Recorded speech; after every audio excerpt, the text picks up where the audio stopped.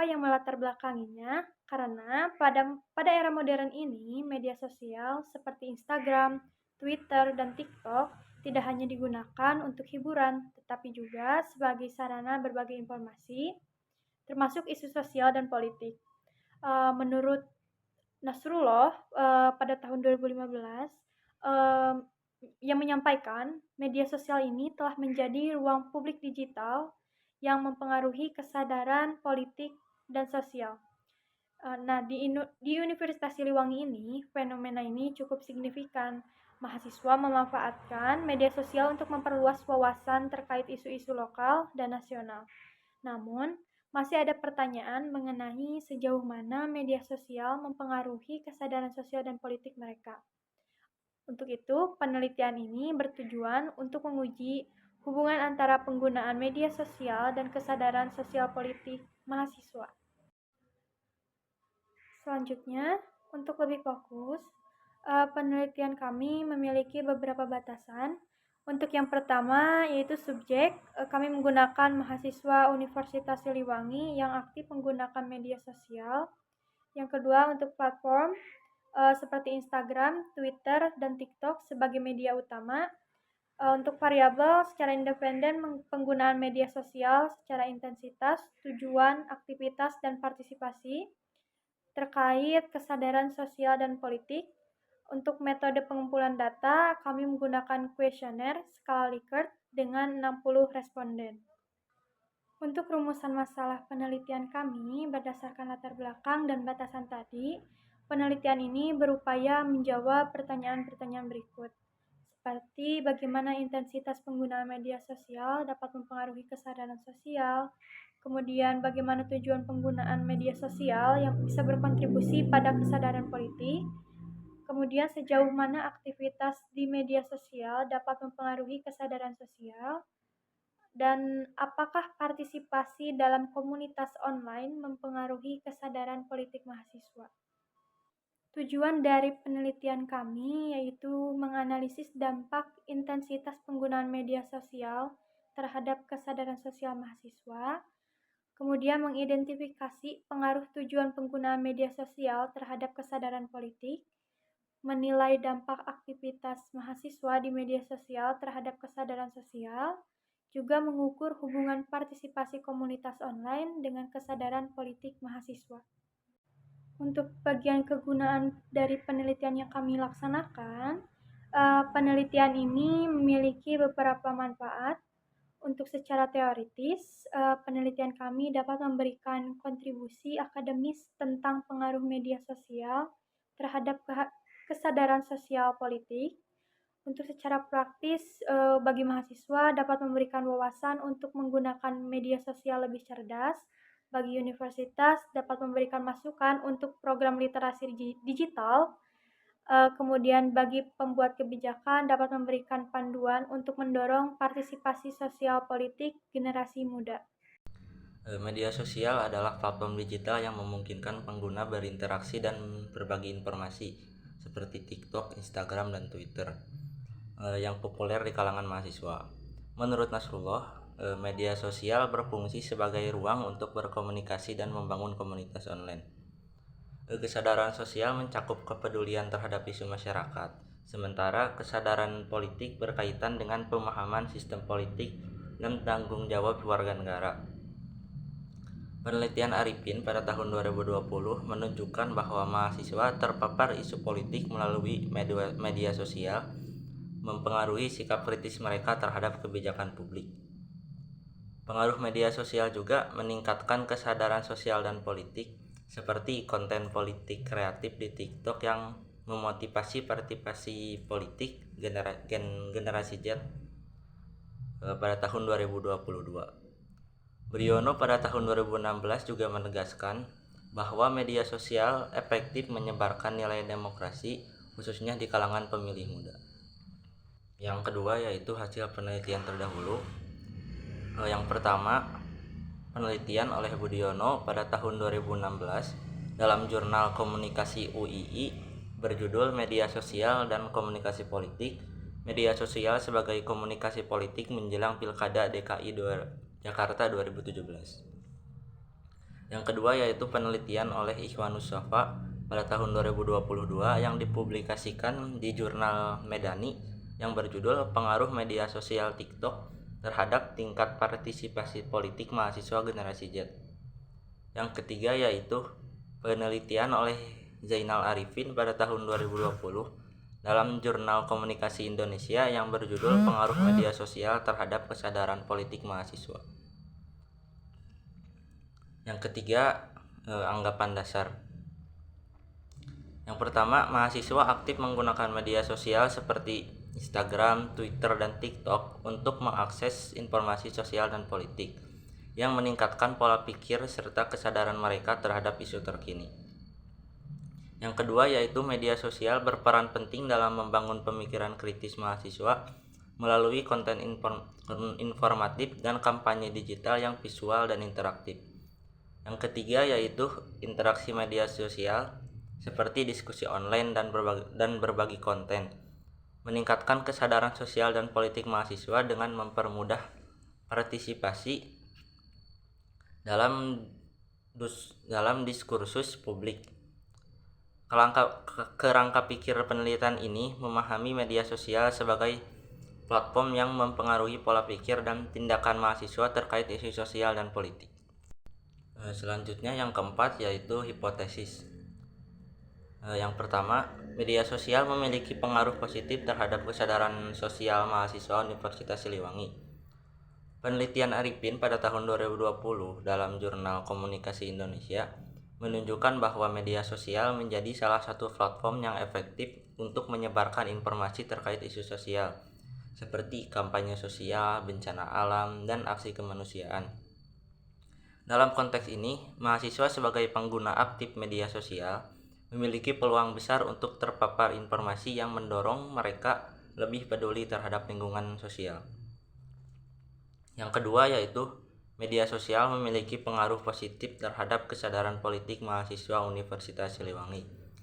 Menurut Budiono pada tahun 2016, dalam jurnal Komunikasi UII, mahasiswa sebagai generasi muda lebih tertarik pada isu politik yang dikemas secara visual dan interaktif melalui media sosial.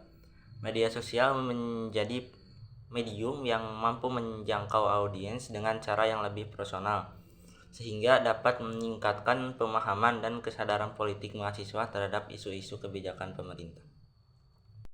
Pembahasan selanjutnya merupakan prosedur penelitian. Yang pertama, tempat dan waktu penelitian. Penelitian ini tentunya dilakukan di Universitas Siliwangi yang beralamat di Jalan Siliwangi nomor 24, Kahuripan, Kecamatan Tawang, Kabupaten Tasikmalaya. Untuk waktu penelitian dilakukan dari tanggal 23 November sampai dengan 30 November 2024. Selanjutnya, metode penelitian. Dalam penelitian ini, penulis menggunakan metode penelitian kuantitatif. Nah, menurut Sugiono, penelitian kuantitatif adalah metode penelitian yang berlandaskan pada filsafat positivisme untuk meneliti populasi atau sampel tertentu, dan pengambilan sampel dilakukan secara random dengan pengumpulan data menggunakan instrumen serta analisis bersifat statistik. Dalam penelitian ini juga menggunakan jenis penelitian ex post facto dengan menggunakan pendekatan kuantitatif, yang mana penelitian ini bertujuan untuk menguji hipotesis atau menguji hubungan antar variabel. Hubungan antar variabel penelitian ini merupakan penelitian korelatif antar variabel. Nah, hubungan korelatif adalah hubungan yang menyatakan adanya perubahan pada suatu variabel yang diikuti oleh variabel lain di dalam suatu objek atau gejala. Dalam hubungan korelatif dilihat dari keratan hubungan antara kedua variabel atau besarnya pengaruh variabel yang satu terhadap variabel yang lain. Dalam metode pengambilan data, peneliti menggunakan metode survei. Survei yang digunakan merupakan pengumpulan data berbentuk kuesioner atau angket. Nah, kuesioner ini merupakan instrumen yang berupa daftar pernyataan atau pernyataan yang tertulis dan dijawab atau diisi oleh responden sesuai dengan petunjuk pengisiannya. Lalu selanjutnya ada populasi dan sampel. Apa sih populasi itu? Populasi merupakan sekumpulan individu atau subjek dalam wilayah dan waktu tertentu dengan kualitas yang sesuai untuk diamati atau diteliti. Nah, populasi dalam penelitian ini adalah mahasiswa aktif Universitas Siliwangi. Peneliti menetapkan populasi penelitian ini adalah mahasiswa sebagai pengguna media sosial yang aktif. Populasi survei ini mencakup semua fakultas yang ada di Universitas Siliwangi dengan rincian pada tampil yang bisa dilihat. Berikutnya adalah sampel. Sampel adalah suatu kelompok yang jumlahnya relatif lebih sedikit daripada populasi yang digunakan untuk penelitian. Nah, menurut Sugiono, sampel merupakan bagian dari jumlah kualitas populasi. Dalam menentukan sampel penelitian ini menggunakan teknik non-probability sampling, yaitu teknik yang tidak memberikan peluang yang sama untuk setiap populasi yang dipilih sebagai sampel. Non-probability sampling dibagi menjadi 6 jenis, meliputi sampling sistematis, sampling waktu, sampling accidental, purposive sampling, sampling jenuh, dan snowball sampling. Nah, dalam penelitian ini menggunakan jenis purposive sampling, yaitu teknik pengambilan sampel yang didasari pada ciri-ciri tertentu dan memiliki keterkaitan yang erat terhadap populasi yang dibutuhkan. Nah, untuk ciri-ciri penentuan sampling pada penelitian ini, yang pertama adalah mahasiswa aktif Universitas Siliwangi, dan yang kedua merupakan pengguna media sosial aktif. Cara menentukan sampel yang akan digunakan, kita bisa menggunakan rumus berikut, bisa dilihat di gambar. Sehingga kita lihat hasil akhirnya merupakan 60,3 atau dibulatkan menjadi 60. Jadi sampel yang digunakan adalah ada 60 responden. Selanjutnya akan dibahas oleh Saudara Fahmi. Oke, terima kasih telah memberikan saya kesempatan. Saya di sini ingin menjelaskan tentang variabel penelitian. Dalam penelitian ini, judul yang diteliti penulis terdiri dari variabel independen dan variabel dependen. Variabel independen yaitu variabel bebas yang memengaruhi atau sebab akibat yang menimbulkan variabel terikat. Sedangkan variabel dependen yaitu variabel terikat yang dipengaruhi atau menjadi akibat dari variabel bebas. Variabel independen pada penelitian ini yaitu media sosial dilambangkan dengan X dan kesadaran sosial dan politik dilambangkan dengan Y. Dari setiap variabel tersebut, masing-masing memiliki beberapa indikator. Indikator tersebut akan dijadikan sebagai gambaran dalam membuat daftar pernyataan dalam bentuk kuesioner. Berikut indikator yang akan digunakan pada kuesioner dijelaskan pada tabel tersebut. Oke, kita masuk ke pembahasan selanjutnya, ialah teknik penelitian. Yang pertama, teknik pengumpulan data dan instrumen penelitian menurut Sugiono pada tahun 2018. Terdapat 3 hal utama yang mempengaruhi kualitas data hasil penelitian, yaitu kualitas instrumen penelitian, kualitas pengumpulan data dan analisis data. Oleh karena itu, instrumen yang teruji validitas dan reliabilitas belum tentu dapat menghasilkan data yang valid dan reliable apabila instrumen tersebut tidak digunakan secara tepat dalam pengumpulan datanya. Penelitian ini menggunakan metode survei sebagai teknik pengumpulan data. Kuesioner diberikan secara langsung kepada para responden yang sudah dijadikan sampel. Kuesioner yang diberikan kepada para responden berisi beberapa pertanyaan yang harus dijawab oleh responden yang bertujuan untuk mengukur pengaruh media sosial terhadap kesadaran sosial dan politik di lingkungan mahasiswa Universitas Siliwangi. Instrumen yang digunakan dalam penelitian ini dimaksud untuk menghasilkan data yang akurat, yaitu dengan menggunakan skala Likert. Skala Likert adalah skala yang digunakan untuk mengukur sikap, pendapat, dan persepsi seseorang terkait suatu objek atau fenomena tertentu.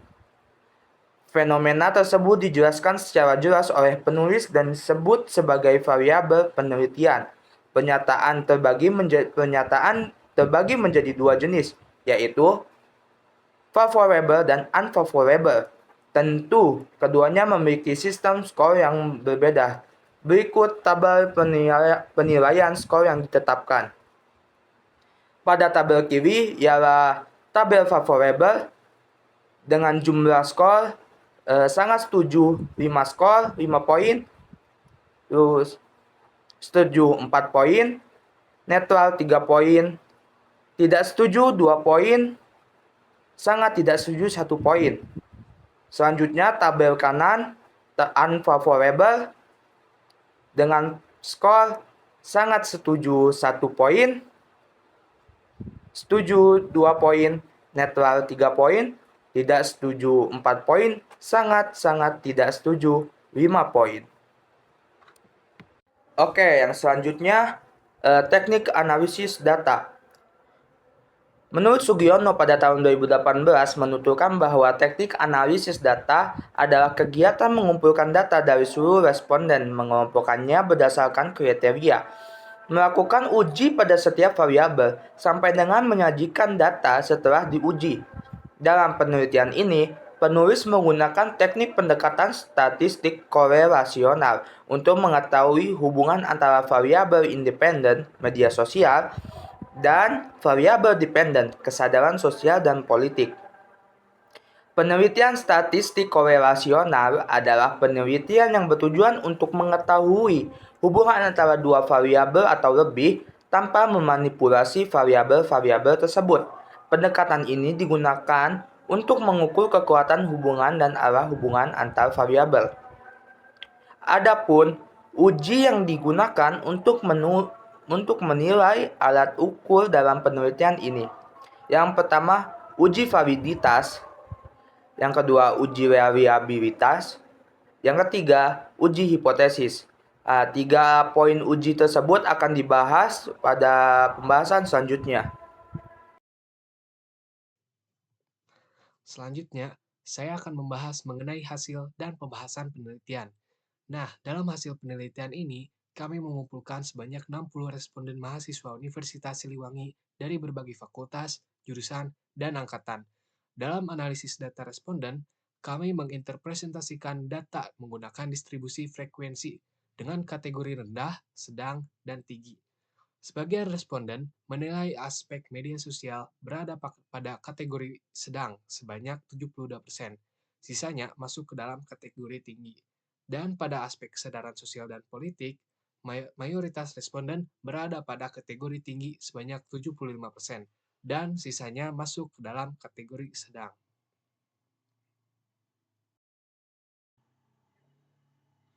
Nah, dalam uji validitas, pada taraf signifikansi sebanyak 5%, seluruh item kuesioner dinyatakan valid karena nilai R hitung lebih besar dari R tabel. Nah, R tabel ini memiliki nilai 0,254. Dalam uji reliabilitas dengan menggunakan Cronbridge Alpha, variabel X memiliki nilai 0,743 dan variabel Y memiliki nilai 0,797.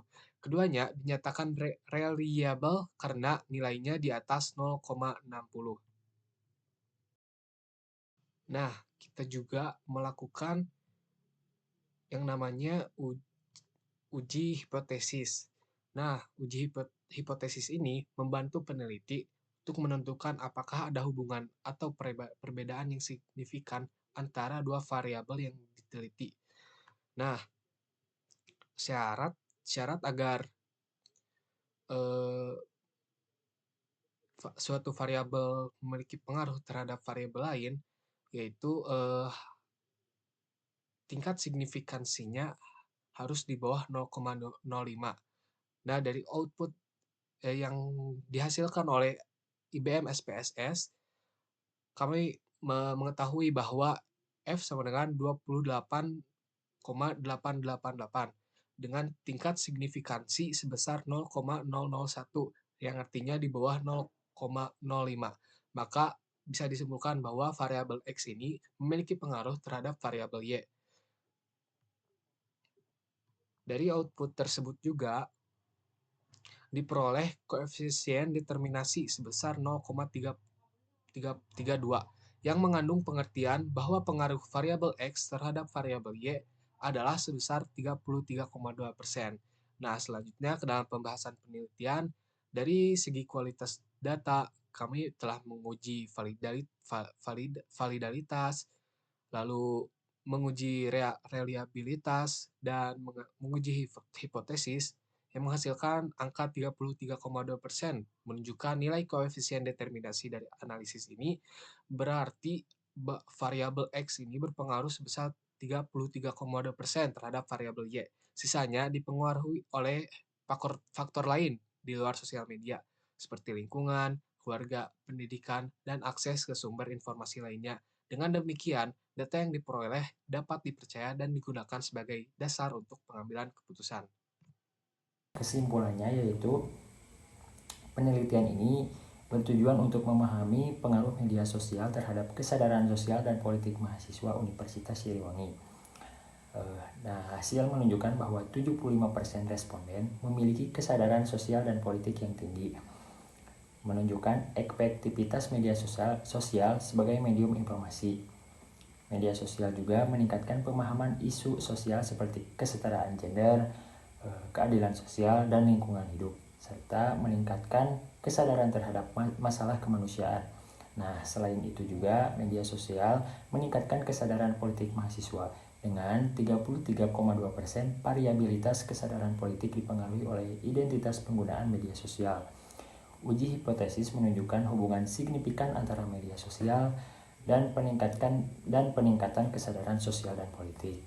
Nah, selanjutnya berdasarkan penelitian di atas dapat dikemukakan beberapa saran sebagai berikut.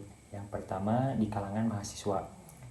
Mahasiswa sebagai pengguna utama media sosial diharapkan dapat memanfaatkan platform ini secara bijak. Mereka perlu mengutamakan pencarian informasi yang valid dan menghindari penyebaran yang hoax atau informasi yang tidak terverifikasi. Nah, yang kedua itu ada di kalangan universitas. Universitas memiliki peran strategis dalam meningkatkan literasi digital mahasiswa. Oleh karena itu, universitas diharapkan dapat menyelenggarakan program pelatihan literasi digital yang mencakup kemampuan mengolah informasi di media sosial. Nah, yang ketiga ada di kalangan pemerintah dan lembaga non-pemerintah disarankan untuk terus memanfaatkan media sosial sebagai alat untuk mendekatkan informasi kepada generasi muda dengan menciptakan konten yang kreatif, informatif, dan relevan. Nah, yang terakhir ini ada kalangan di penelitian selanjutnya. Penelitian ini terbatas pada mahasiswa Universitas Siliwangi dengan pendekatan kuantitatif. Nah, penelitian selanjutnya disarankan untuk mengeksplorasi dampak media sosial terhadap kesadaran sosial dan politik menggunakan pendekatan kualitatif untuk mendapatkan wawasan yang lebih mendalam. Sekian, terima kasih.